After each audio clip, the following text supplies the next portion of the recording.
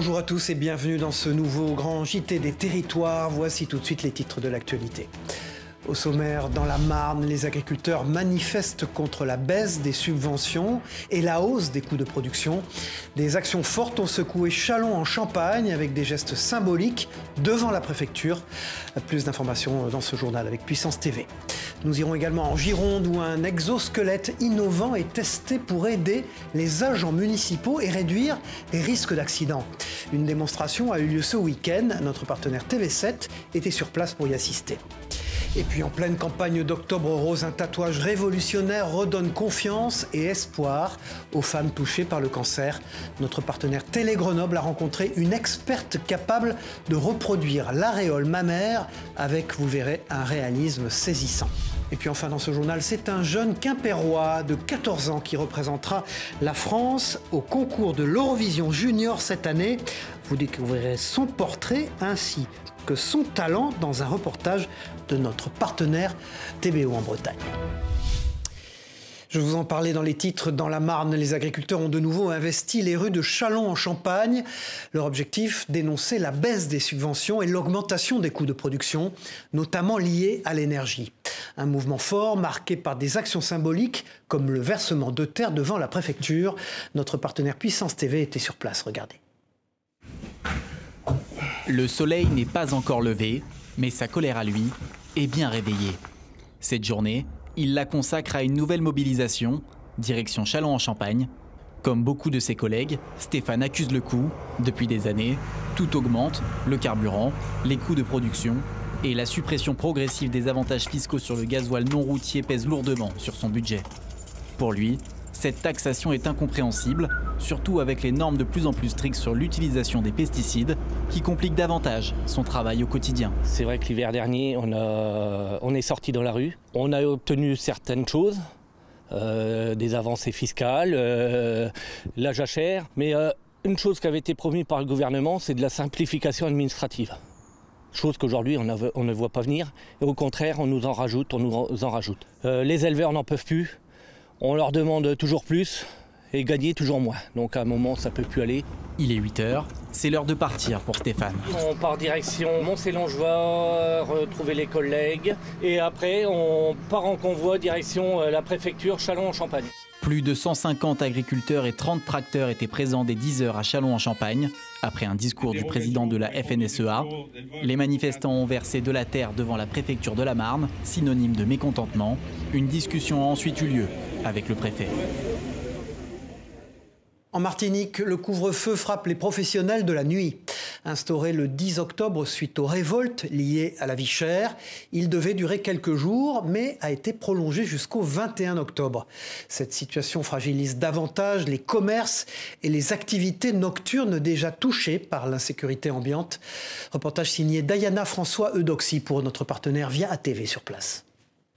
Depuis la mise en place du couvre-feu, dans ce restaurant, le nombre de couverts se compte sur les doigts d'une main.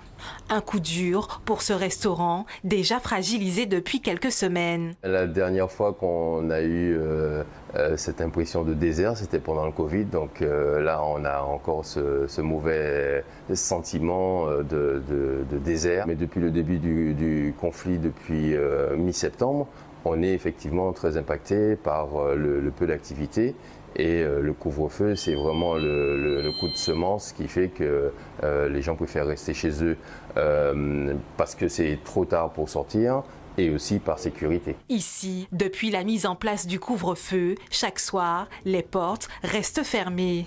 Un coup de massue pour le manager de ce restaurant-bar qui affiche une perte de 80% de son chiffre d'affaires depuis 3 semaines. C'est une véritable catastrophe parce qu'il y a la partie couvre-feu où évidemment on a été obligé de fermer. On n'a même pas essayé d'ouvrir jusqu'à 20h30, c'était juste pas possible. Mais c'est bien en amont aussi où on a vraiment perdu 80% du chiffre d'affaires. Juste parce qu'il y avait des exactions, des barrages sur Sainte-Thérèse, ou en tout cas dans la périphérie de Fort-de-France. Dans ce restaurant festif, cet événement ont dû être annulés. Cette nouvelle structure craint de ne pas pouvoir atteindre ses objectifs d'ici la fin de l'année. On avait un mariage samedi et on avait un anniversaire de DJ Killers qui était chez nous dimanche, que pareil, ça a été annulé. Bon, après, c'est normal, je veux dire, par rapport au contexte, mais ça nous met un petit peu dans des difficultés très importantes par rapport à notre objectif de fin d'année avec un restaurant ouvert, ça fait à peine 1 an. Restaurateurs, professionnels de la nuit et organisateurs de soirées espèrent un retour rapide à la normale. Ils espèrent également que les événements récents n'auront pas d'impact sur la haute saison touristique à venir. Les héros du passé sont aujourd'hui honorés. Les GI sont de retour à Bruyères dans les Vosges pour célébrer les 80 ans de la Libération. La commune a rendu hommage au 442e régiment d'infanterie américain, unité unique de soldats d'origine japonaise, les Nisei, qui ont libéré la ville en octobre 1944. Une commémoration pleine d'émotions couverte par notre partenaire Vosges Télévisions. Regardez. On aurait pu croire les GIs de retour à Bruyères. La commune a vécu une histoire singulière en octobre 1944. Elle doit en effet sa liberté au 442e régiment d'infanterie composé de Nisei, des soldats américains d'origine japonaise de l'archipel d'Hawaï. Les enfants ont donc entonné 3 hymnes, français, américain et celui de l'État figurant la 50e étoile du drapeau des États-Unis. La cérémonie s'est poursuivie sur les hauts de Bruyères devant le mémorial en hommage à ces soldats venus du bout du monde qui s'étaient engagés pour reconquérir leur honneur. Le 442e RCT a été créé sur les îles Hawaï en 1942 après Pearl Harbor, donc ils ont été considérés comme des traîtres et pour montrer qu'ils n'étaient pas traîtres vis-à-vis de l'Amérique, ils sont enrôlés dans l'armée américaine. Les Américains auront vécu l'enfer face aux Allemands, 10 jours d'âpres combats depuis les collines. Mais la bataille de Bruyères et Bifontaine, ce sera aussi, sur ordre de Roosevelt, le sauvetage du bataillon perdu. Il faut savoir que c'était le premier bataillon de l'armée américaine de Fort Alamo où David Crockett avait servi. Donc pour les États-Unis, c'était impossible de perdre ce bataillon. Et sous le regard ému de leur famille, une clairière du souvenir enfin a été inaugurée qui scelle l'amitié qui existait entre le vétéran Sandy Hawk et l'élu local Gérard Deschazeaux, artisan du jumelage de Bruyères avec Honolulu. En 1959, nous sommes venus à Bruyères pour la première fois. Mon père voulait montrer à toute la famille là où il avait combattu et renouer avec son passé. Sur 2500 soldats Nisei venus en Europe, seuls 500 retrouveront leur mère patrie américaine. Bruyères ne les oublie pas. Alors que 200 000 personnes parlent breton en France aujourd'hui, Nantes s'impose comme un phare de cette langue. C'est un tournant historique, plus de 1000 élèves et étudiants apprennent le breton dans l'Académie de Nantes cette année. Une hausse de 20% depuis 2020, que ce soit en cursus bilingue ou à l'école d'Iwan, l'engouement pour la langue bretonne est au rendez-vous. Regardez ce reportage de notre partenaire Télé Nantes. Dans cette classe de CP-CE1, la moitié de l'enseignement se fait en breton. Ce jour-là, c'est cours de mathématiques. Ce sont des enfants qui sont dans un bain linguistique depuis la maternelle, donc ils comprennent le breton. Ils produisent à l'oral. Là, le travail de cette année avec les CP, ça va être aussi de produire à l'écrit. Au Marsaudry, 169 élèves sont inscrits cette année en classe bilingue, de la petite section au CM2. C'est la plus grande école à filière britophone de toute la Bretagne historique. Les demandes d'inscription sont en hausse de 20% depuis 2020. Des familles à la recherche d'une diversité linguistique qui deviendra un atout pour leurs enfants. Avec 155 élèves, l'école d'Iwan fait aussi le plein de petits britophones. Ici, l'enseignement du breton se fait en immersion totale. Bonjour, peut se mettre vraiment? Ok. Le breton, j'aime bien ça, c'est une langue moins connue. J'aime bien cette idée d'apprendre une langue pas connue par les gens et de la faire découvrir. Comme cette langue était un peu disparue, les écoles bretonnes, ça nous permet de les faire renaître. Un développement dont se félicite la ville de Nantes, moteur sur la question depuis 2020, avec la nomination d'un adjoint en charge des enjeux bretons. La hausse des effectifs a une explication historique selon lui. La cité des Ducs de Bretagne n'appartient pas à la région administrative intitulée Région Bretagne. Donc ce paradoxe a des conséquences. C'est notamment une forte envie de Bretagne, mais notamment une forte envie de langue bretonne. Tout ça associé à un fort volontarisme de la ville de Nantes, ça se traduit par une forte augmentation des effectifs. Pour structurer cet essor, la ville a demandé un conventionnement avec l'État dès 2022. Elle attend toujours sa réponse. Sachez qu'en France, le cancer du sein touche une femme sur 8, un chiffre effarant qui amène certaines d'entre elles à se faire tatouer pour retrouver leur aréole mammaire. Une solution encore méconnue mais déjà révolutionnaire. Solène Petitjean, experte en la matière, redonne espoir à des femmes en quête de reconstruction après des années de combat contre le cancer. Regardez ce sujet de Télé Grenoble. Quelques points de couleur pour un point final, celui d'un chapitre souvent long, toujours douloureux. Doucement, le dégradé de nuances efface la dégradation de la maladie. En retrouvant son dessin, le sein rend son destin à la patiente. C'est le point final du combat. Et c'est aussi crucial pour retrouver confiance en soi et se reconstruire de manière véritablement complète. Se reconstruire, se réparer avec le tatouage. La dermopigmentation corrective reste une technique peu connue. Un travail minutieux pour lequel Solène s'est formée pendant 2 années aux côtés d'une amie spécialiste. Elle m'a formée au dessin, à la colorimétrie, au jeu d'ombre. On travaille beaucoup avec un mélange des encres. Et on va travailler les ombrages, les reliefs pour donner un effet 3D. On va aller jusqu'à travailler les tubercules, recréer les grains de beauté. En laissant une empreinte très douce, c'est ce qui a motivé Céline à pousser la porte de Label Repair. Après 7 mois de chimiothérapie, 3 ans de lutte, elle veut tourner la page entre femmes et ne plus être une patiente. L'option tatouage est une super solution pour ça parce qu'on est moins dans le domaine médical. On l'a tellement été en étant patiente qu'on a envie après d'en sortir au plus vite. D'autres solutions comme ces prothèses adhésives créées sur mesure sont proposées par Solène. Quand la personne découvre sa nouvelle aréole mammaire dans le miroir, là il y a vraiment quelque chose de fort, il y a souvent des larmes. C'est en grosse partie pour ça que j'ai choisi de m'orienter vers ce métier-là. Solène s'engage au point de mobiliser des partenaires pour prendre en charge le tatouage réparateur, pour prendre la dernière charge des femmes avant de tracer leur nouvelle route. Nous partons pour la Nouvelle-Aquitaine, à Pessac en Gironde, où les nouvelles technologies entrent en action pour soutenir les agents municipaux. Depuis mi-octobre, le service des sports teste un exosquelette innovant qui vise à réduire les troubles musculo-squelettiques et à diminuer les risques d'accidents au travail.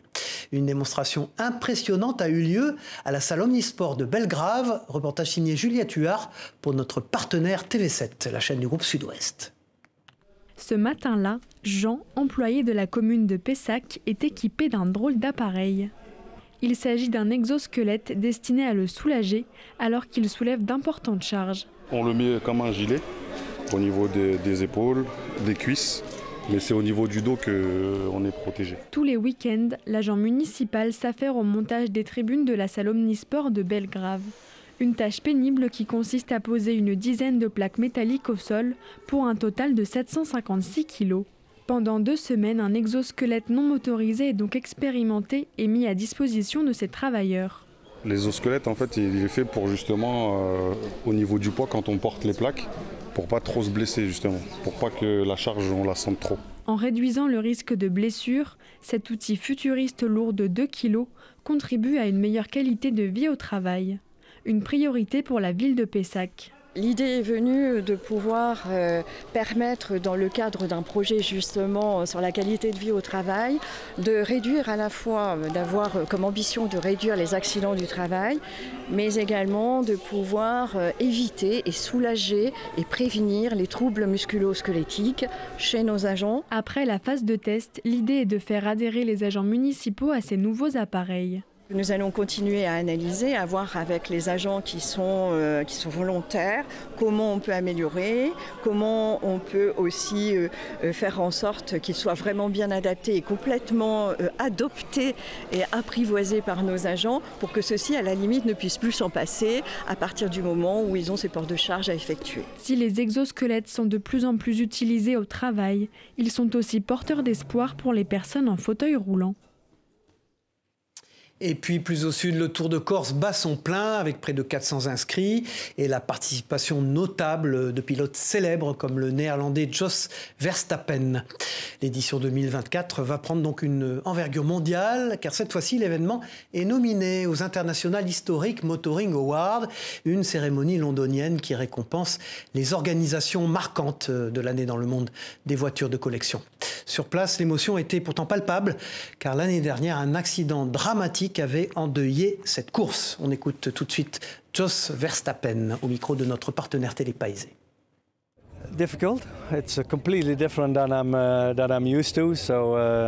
C'est difficile, c'est complètement différent de ce dont j'ai l'habitude. Je ne suis pas habitué à ce genre de virage serré. En Belgique, nous avons beaucoup de lignes droites, plus longues et quelques virages. Mais ici, c'est un virage après un autre.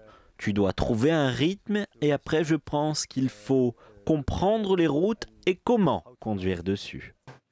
Vous l'avez vu dans les titres, le talent n'a pas d'âge. À 14 ans, Titouan Herveau représentera la France à l'Eurovision Junior le 16 novembre prochain. Il a présenté sa chanson « Comme ci, comme ça » dans sa ville natale de Quimper, devant un public enflammé composé de ses camarades et de ses amis. Retour sur cette prestation avec Enora Lenôtre pour notre partenaire TBO en Bretagne.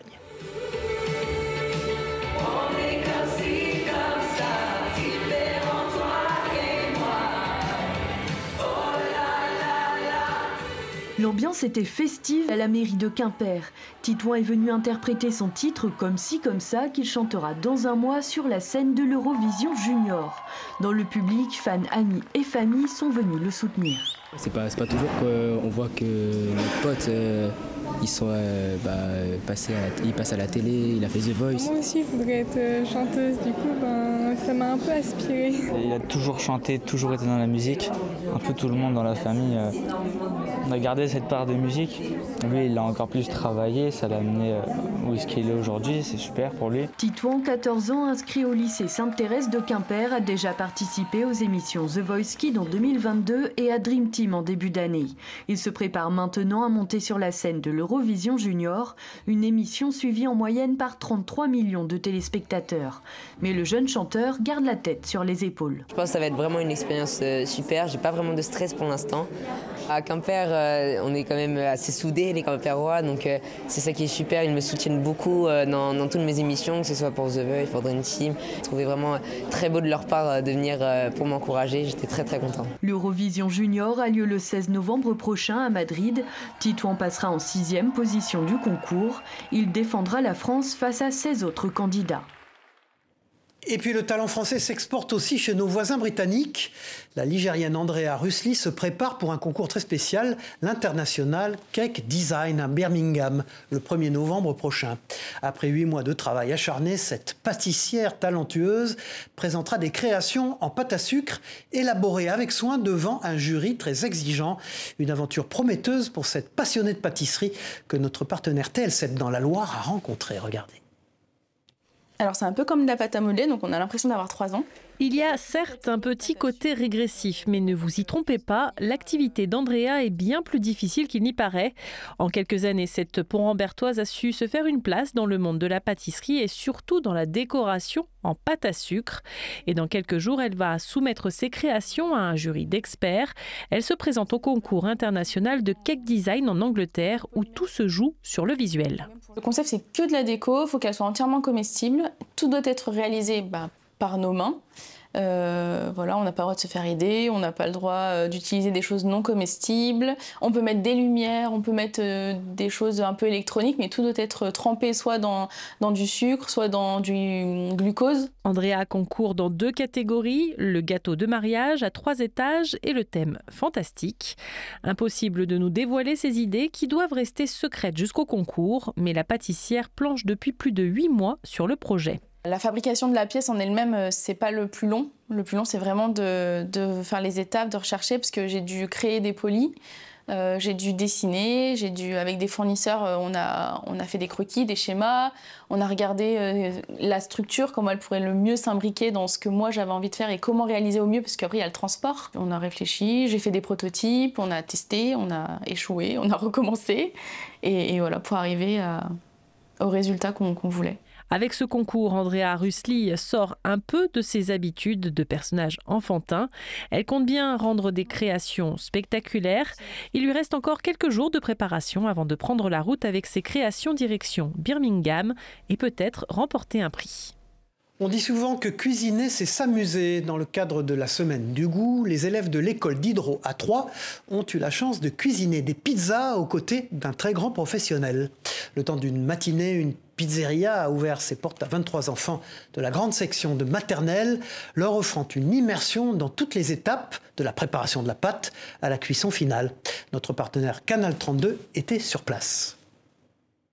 Ces enfants de maternelle ont créé leur propre toque de chef avant de préparer leur pizza. Avec l'huile d'olive, avec de la farine. Tout au long de la matinée, la gérante de la pizzeria Giuseppino les a accompagnés à chaque étape. Là, on va étaler les pizzas, mettre la sauce tomate et le fromage. Ça me faisait plaisir de faire ça et j'ai trouvé ça intéressant pour les enfants de découvrir la façon de fabriquer la pâte, le souvenir que ça leur laisse et leur faire découvrir une pizza avec un légume de saison. Ça rentre complètement dans les apprentissages de la maternelle et puis on apprend en faisant. Et le fait d'explorer la transformation de la matière, se questionner qu'est-ce qui se passe, comment on peut passer de la farine à une pizza, en fait, c'est se questionner, c'est les rendre curieux. Cette collaboration est une première pour l'école d'Hydro. Organisée dans le cadre de la Semaine du goût, cette activité culinaire permet également d'aborder différentes notions scolaires à travers la pratique. Tu prends la cuillère. Découverte des ingrédients, enrichissement du vocabulaire, ces 23 enfants de maternelle ont participé à toutes les étapes jusqu'à la mise au four des 8 pizzas. On en fait plus de 200 le week-end. 200. On va un petit peu plus vite. Ce qui m'intéressait aussi, c'est leur montrer un métier. Parce que même s'ils sont petits, c'est semer des petites graines tout petits, en leur disant voilà les métiers qui existent, c'est des métiers en plus dans lesquels on sait qu'on a des besoins en fait de recrutement. Donc c'est leur montrer un métier qu'ils ne connaissent pas forcément. Après avoir savouré leur création, de retour à l'école dans l'après-midi, ils ont pu découvrir 3 nouvelles recettes à base de pommes. De la courge, oui, de la mozzarella, oui. Cette semaine, c'était Hervé Morin, l'invité de Face au territoire sur TV5 Monde, partenariat avec la presse quotidienne régionale. L'ancien ministre français de la Défense en a profité pour répondre aux questions de nos partenaires. Écoutez-le. Hervé Morin, vous avez toujours été un partenaire des Républicains. Or, le parti doit se trouver un nouveau président après le départ d'Éric Ciotti. Est-ce que David Lisnard, le maire de Cannes, avec qui vous partagez beaucoup d'idées, a le bon profil pour présider les Républicains et est-ce qu'il serait en capacité de refonder la droite ? Alors, un Niçois, enfin dans la région de Nice, il est maire de Cannes, et contre un Normand, parce que vous avez Édouard Philippe chez vous aussi qui est candidat. Oui, écoutez, au bout du compte, il en faudra qu'un. Hein. S'il y en a deux, on ne sera pas au second tour. Hein. Voilà. C'est déjà ça. Votre cœur penche pour lequel ? Sans aucun doute, David Lisnard. Oui. Tout le monde le sait, je travaille avec lui, on fait un gros travail de fond. Et je dis à Nice Matin, n'hésitez pas à faire de grandes pages sur le meilleur maire. Il m'entend, hein ah oui, il m'entend. Le meilleur maire des Alpes-Maritimes, il a de la culture, du fond, de la profondeur. Dites donc, je vous ai jamais entendu si laudateur pour personne. Eh bien, écoutez, moi, j'ai été en charge du projet à l'UDF quand j'étais dans mon jeune temps. Vous pourriez être ministre de David Lisnard dans un gouvernement Lisnard. C'est pas mon débat. Mais les hommes politiques qui travaillent sur le fond sont pas si nombreux. Il en fait partie et il a une vraie réflexion et un vrai projet de transformation pour le pays. Saviez-vous que les Français consommaient 2 fois plus de viande que la moyenne mondiale ? Les Limousins ne dérogent pas à cette règle. À Limoges, la rue de la Boucherie, symbole du commerce local, a été sauvée de la destruction en 1973 grâce à la création de la Frérie des Petits Ventres. Notre partenaire 7 à Limoges s'est rendu sur place à l'occasion de cette célèbre fête annuelle qui célèbre les bons produits et la gastronomie régionale. Aujourd'hui, la 50e édition se conforme à l'usage. C'est la gastronomie des bons vivants du Limousin, avec quelques règles pour sauvegarder la tradition. On se bagarre pour maintenir justement, pour éviter qu'on nous apporte des merguez, les burgers limousins, on fait enlever tout ça, on fait passer le message. La sincérité de chacun qui fait fabriquer à des petits artisans. C'est d'une fraîcheur exceptionnelle. Dans cette rue, ne se vendront que des produits limousins, de charcuterie, de triperie et de pâtisserie. Ça, c'est fait par mon mari. Ça, c'est fait par mon mari aussi. Écoutez, c'est un moment très convivial entre amis. Vraiment, on l'anticipe, on pose notre jour et on sait qu'on passe toujours une bonne journée. Qu'est-ce que vous mangez de bon? Un galetou avec des rillettes. Le limousin. Les petits ventres, c'est tout ce qui a trait à la bonne marchandise, au bon repas, à la bonne bouffe. Il y a rencontrer des amis, il y a faire une découverte pour ceux qui ne connaissent pas le patrimoine limougeaud pour transmettre de génération en génération. Bravo! Voilà, c'est la fin de cette édition. Merci de l'avoir suivi. On se retrouve très vite pour un nouveau Grand JT des Territoires. Au revoir à tous.